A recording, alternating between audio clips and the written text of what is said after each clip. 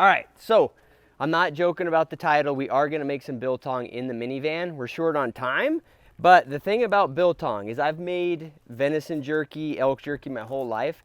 This stuff is way simpler. The ingredients are simpler, the process is simpler, the marinating times, all of that are all compressed, and it makes a simpler product. I'm surprised that more people haven't heard about it in the US because honestly, jerky's kind of a pain in the ass, and this stuff's just easy to make. And you can see here what I have is, this is actually moose backstrap, just like little pieces of it. I find that biltong is actually good for that because you can do all sorts of different widths.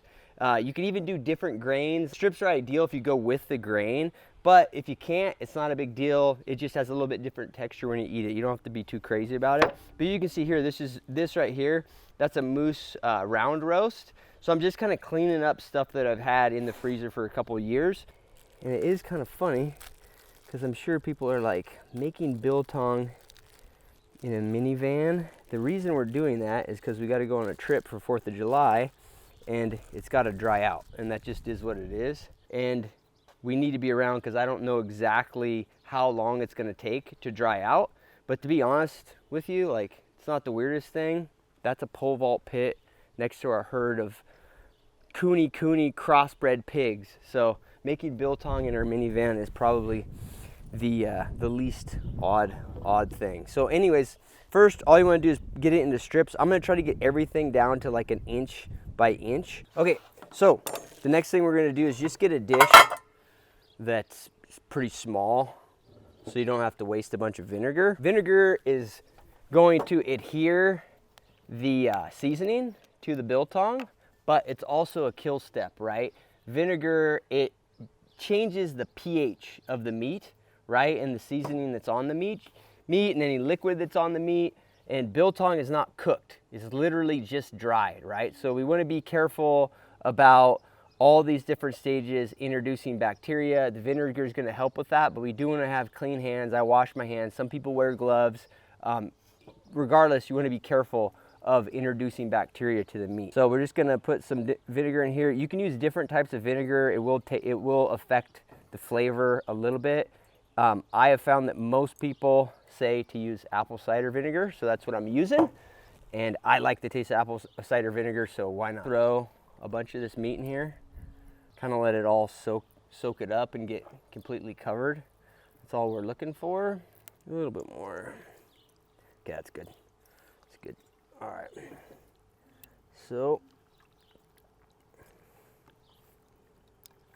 just gonna soak it all up. I shouldn't say soak it up. We're just looking for a coating, right? Uh-oh.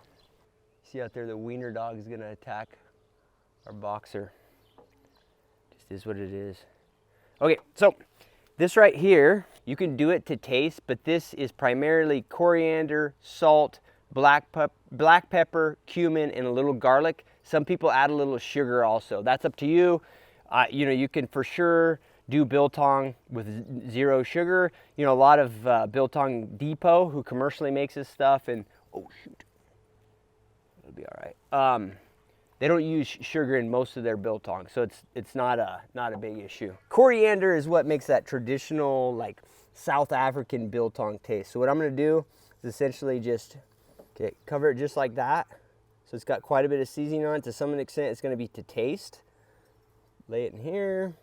All right, guys, in some of my content, you're gonna see that I've been using this chest holster from Invader Concepts. This is with my 10mm. I also use it with my Glock 19 and even a PMR 30. I'm gonna do a bunch of content here in the next couple months on that around bear defense. It should be interesting. It looks a little awkward to have your gun under your bino harness, but if you test out all the different variations, it is the best and you have it on you all the time. I do have a discount code. It's CLIFFGRAY and it's for 10% off. Go check them out. Muggsy, quiet, dude.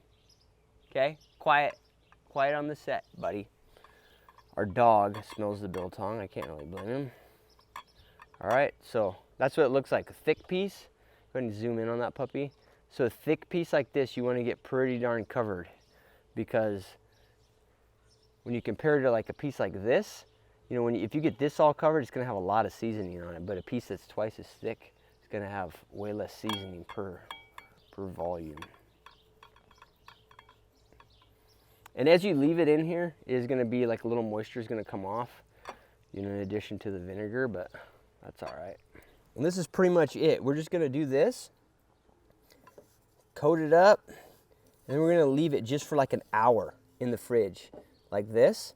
And that's essentially the marinating process, right? So it's not near as intense as what you see with jerky, right? Where you're marinating stuff for 20 hours and, you know, dealing with all these small batches of wet marinated meat. Okay, so we're saying that this is an hour later, even though it might have been a little bit further than that. So an hour later, we've got the biltong out. You can see a little moisture comes out in there, and that's not a problem.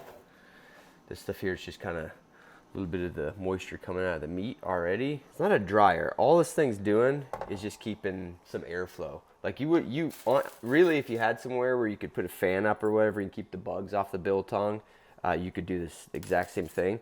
But this little contained unit here makes it easy. So one of the keys is that you can't fit a bunch in here, particularly if you have a bunch of short pieces. So these long pieces, you can just hang like that, and I'll show you how I do that. Basically, just take the hook it in there, goes in there pretty solid, and then you don't want the meat to touch the other meat during the drying process. There has to be a little room between the two. You can't have contact, or it's just not going to dry out where the meat's contacting. So in order to utilize the space, you got to be pretty careful or diligent, you know. All right, so now the tricky deal is when you come back here, you get these little pieces like this that aren't that tall, right? And if you put them in there, they're going to take up a bunch of the box.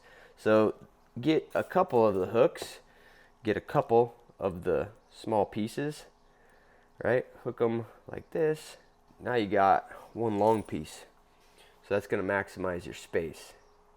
And you want to get it as close as possible to the bottom there. You can see here, I've got the thicker ones here. I've got thinner ones that are more comparable on that rail.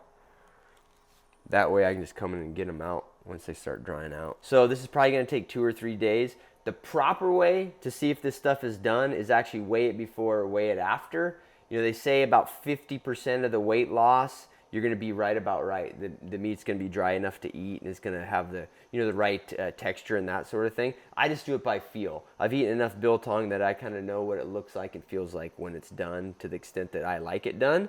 And you can go from there. It's going to be like, some people like it more jerky-like. They're going to let it dry out longer.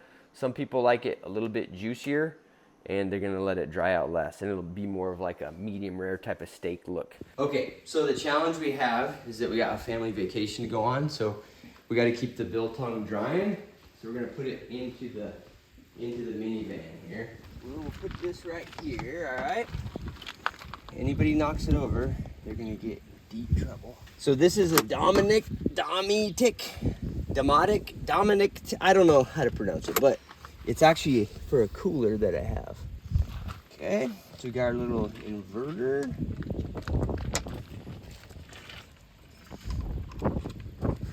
All right, fan's going. All right, you guys good? There it is, Mom. Biltong drying in the minivan. Okay, 400 miles later, biltong is drying out. We just had a piece. It's pretty exceptional.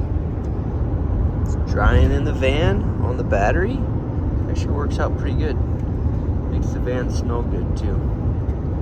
Guys, I've been using onX Maps for almost 2 decades now, hunting, guiding, outfitting. It is the gold standard tool when it comes to mapping software in the hunting world. They've been a huge supporter of my content for multiple years, so if you want to support me and you want to support them, use my code CLIFFG for 20% off at onxmaps.com. It is an awesome tool that I use all the time when I'm preparing for hunts, and I use it almost every single day in the field. For navigation, knowing unit boundaries, knowing private land boundaries, it is the tool you have to have. All right, so we're 3 days into this, and it actually looks like this stuff is done. Turn off the fan real quick here. Okay, so I'll pull this out.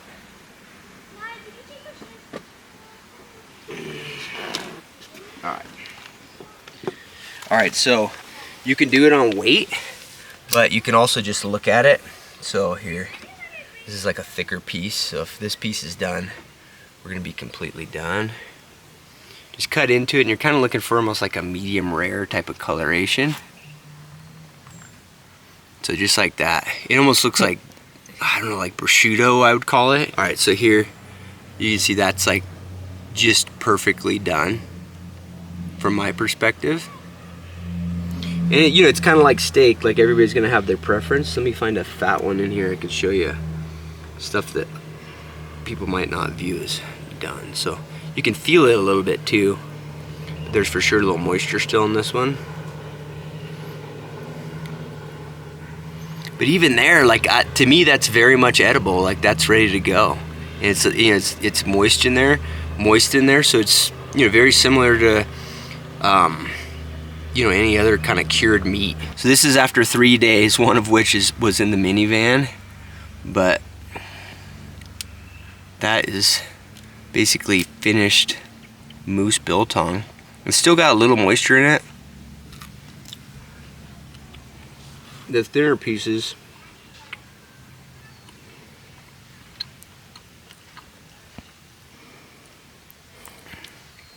like this, you can tell are gonna be completely dry. I mean, you can literally eat it like jerky. So there it is.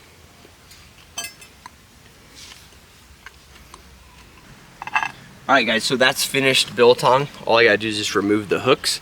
So that's it. You can see it's a super simple process. Go give it a try. You can try it with any meat, and you can actually try it with some meat that has fat on it too. I wouldn't recommend it with game meat, but beef or anything like that has a little rind of fat on it. It actually turns out great. But this stuff to me tastes better than jerky, way easier to make. So go give it a try. And this is moving into like a staple of my backcountry food. And you can check out this video right here. I go over how I set up all my backcountry meals for my backpack hunting and guiding. But you'll see that I use commercial biltong in there in that video. But now I'm starting to use the stuff that I'm making. So go check out that video right here. Thanks for watching, guys. I'll catch you later.